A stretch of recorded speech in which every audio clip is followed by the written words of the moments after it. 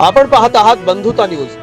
न्याय, स्वातंत्र्य, समता आणि बंधुता या संविधानाच्या मूल्यांना अनुसरून पत्रकारिता करणारं पश्चिम महाराष्ट्रातलं अग्रेसर दैनिक बंधुता आणि बंधुता न्यूज नेटवर्क मध्ये आपलं स्वागत आहे।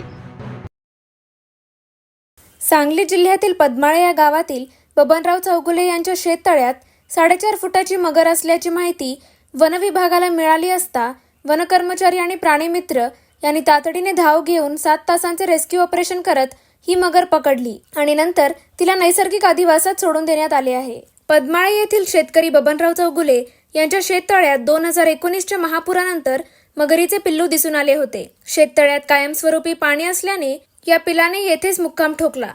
मासे आणि बेडूक हे प्रमुख अन्न उपलब्ध असल्याने मगरीचा कोणाला त्रास नव्हता। आजूबाजूच्या शेतकऱ्यांनाही या मगरीची सवय झाली होती। मात्र गेल्या 5 वर्षात वाढ होऊन 4.5 फूट आकाराची मगर बांधावर फिरू लागल्याने तिचा बंदोबस्त करणे गरजेचे होते। तसेच सध्या शेततळ्याच्या दुरुस्तीचे काम सुरू असल्यामुळे मजुरांना मगरीची भीती वाटू नये म्हणून चौगुले यांनी वन विभागाला मगरीची माहिती दिली। त्यानंतर वनपाल तुषार भोरे, वनरक्षक सागर थोरवत, वनरक्षक इक्बाल पठाण, भारत भोसले तसेच वनजीव रक्षक अजित पाटील आणि सहकारी यांनी शनिवारी सकाळी रेस्क्यू ऑपरेशनला सुरुवात केली। तळ्यात पाणी आणि गाळ असल्याने 7 तास प्रयत्न करून मगरीला पकडले। पिंजऱ्यात बंद करून मगरीला वन विभागाने ताब्यात घेऊन नैसर्गिक अधिवासात मुक्त केले आहे।